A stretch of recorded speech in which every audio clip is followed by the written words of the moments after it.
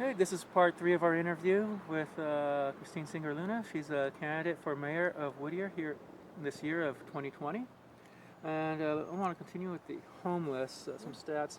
And we're talking about, we were talking about respect earlier and like the blame game. And we had some statistics thrown out. 43%, and we're talking about the homeless, 43% of respondents here in District 1 said that they believed the homeless were mostly drug addicts who didn't have jobs. 55% said that, let me walk that back. I have 95% who agree that crime has risen in the last 5 years in Whittier. And I'm seeing that in the other 3 districts also. Here in District 1, 55% say that they blame the homeless for most of that crime increase. So it's interesting that you say that. Yeah, my response to that is, it's interesting that you say that because at the State of the City, which I attended, which is $20 to attend, which also should be free because not everybody can afford a $20 ticket, okay, to be real. I mean, if you want to have a breakfast, then you should pay like the $20 just to eat your food to get a breakfast. But at large, it should be free.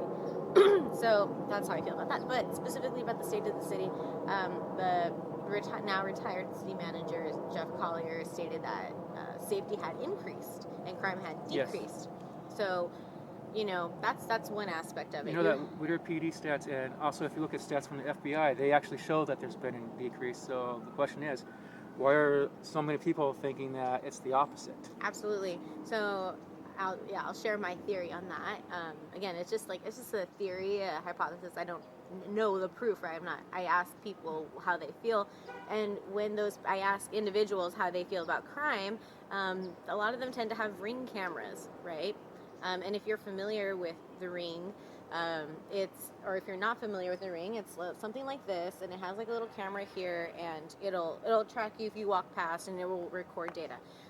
And so one reason is that I believe that because we have social media or on our computers or wherever, on Nextdoor, on Facebook, the safety groups in Whittier, Ring, so many more people are talking about the crimes that happen. That's part of it, right? All of this stuff may have been going on 20 years ago, but what did we actually know about the crime that was going on? So that's really, one reason that I feel that is because so many people are talking about it, so it must be true. It's more, basically it's a perception. There's a perception because there's more it's being publicized more.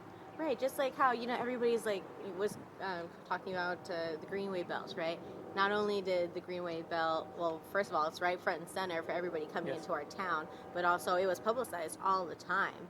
Not just at Parnell Park, under publicity all the time. But those aren't the only 2 hotspots for individuals who are homeless. It's not.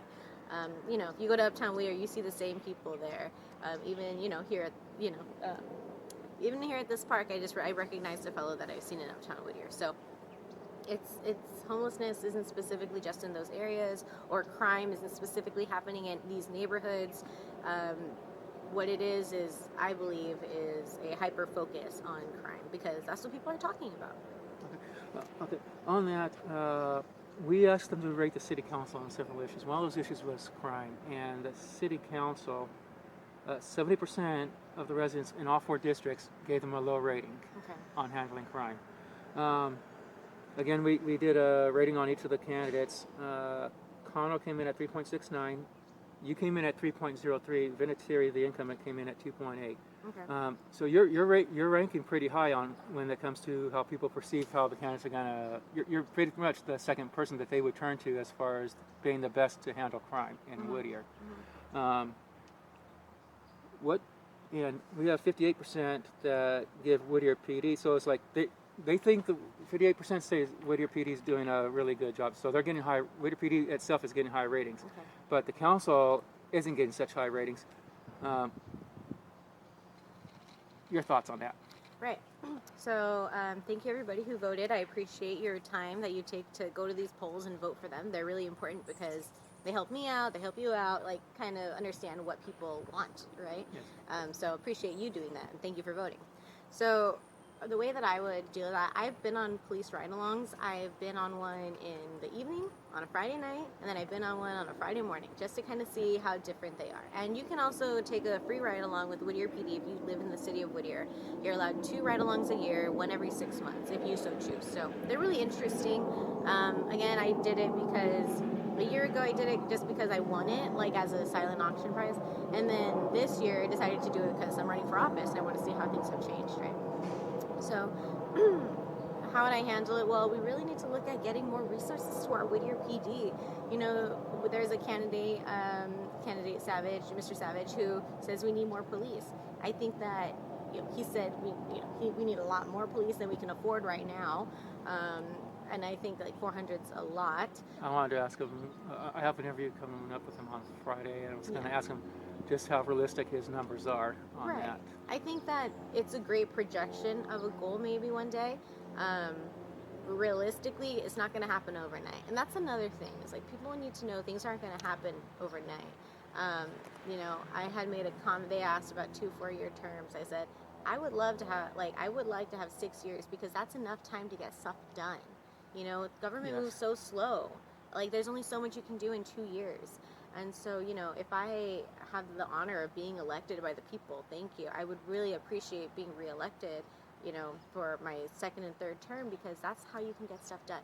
But specifically regarding safety and how I would handle crime is, talk to Whittier PD, because I know that a lot of they are spread thin, and it's very hard and it's very stressful. And we need to do also prevention. Like I mentioned earlier, I'm very in favor of prevention. There needs to be more sensitivity training towards individuals with special needs, diverse abilities, and individuals that are homeless. I've seen some interactions with an individual who has Asperger's, and this man is just so high functioning that when he was in the conversation with the police officer, if the police officer got a detail wrong, he's like, no, you're wrong. And then the police officer is like, sir, let me finish. And it was getting really heated, and I was the mediator there. And I mean, I know that police officer. I went on a ride along with him, so it was lucky and it shouldn't be that way. You just happened to be there to help him. Well, yeah, I was a support because I knew that my friend who has Asperger's needs that support because it's hard for him to talk to people. And I'm very fortunate to have a certain gift. Like, I can tell how people are reacting. I'm very empathetic, and I can already tell he was getting frustrated, and I could tell he was getting frustrated. So I just tried to simmer it down. But we just need to give more resources to our Whittier PD. They're tired, they're overworked. We need to work on people's nutrition also. The more fruits and vegetables that you have, like the more serotonin you'll develop in your gut, and that'll completely rewire your brain. That's how I feel about crime and how we can address it. Okay, all right. To change the issue to a little turn. We can segment it because you mentioned nutrition and the other stuff. Back in the 80s when I was growing up, we were told we weren't going to have gas-powered cars anymore. We were going to have electric vehicles. There's going to be charging stations, and our climate would start improving. I'm 46 years now. Yeah. Back in the 80s, I was like East Whittier Middle School. Okay. We still don't have any of that stuff. Mm-hmm. And it seems like our climate is getting worse and people are becoming more concerned. But a lot of the stuff, we knew about it back then, yet for some reason I'm thinking it's red tape and bureaucracy. None of it happened because it was blocked from happening. And I think that would count special interest when you think about the gasoline industry and the fossil fuel industry for that. And I asked this of Rolando yesterday.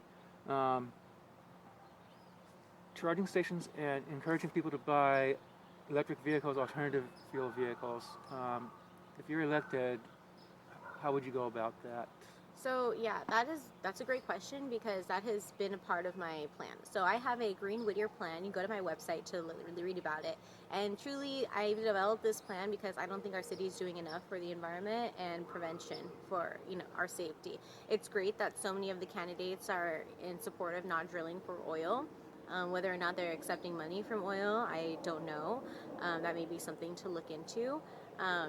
But a lot of candidates are or a lot of the newer candidates, I should say, are against oil drilling, which is great. I didn't think that was enough. So I looked at what Austin's doing. I looked at what Long Beach is doing, what Fremont, what San Francisco, like just what other cities have already done and how we can bring them to Whittier. So one thing that I looked up is I did some research was about Tesla partners, Yes. charging partners. We have a Tesla Start program at Rio Hondo, so it would make sense if you can get your car like a Tesla repaired there. Why can't you charge it here also? So I'm excited to. I mean, I can't really announce stuff, but I'm excited to learn that the city is looking towards bringing in electric vehicle charging stations, which is exciting. But I want to take it a step further, and I want to make in 6 years. I want to make 100% of city vehicles electric, or all, and put a more okay. Let me rephrase that. I would like to put in a moratorium that all new vehicles purchased by the city are electric.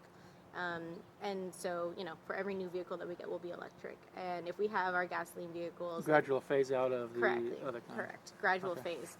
And then I know you didn't really ask me about like renewable resources for buildings, but I was going to ask you that. I That would was like... my next one. Oh, cool.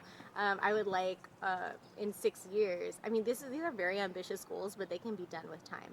And that's all you need is time. And so in 6 years, I would like our buildings, our city-owned buildings, so, that would include the library, a new navigation center if we get one, the police station, city hall, our various community centers powered by either solar or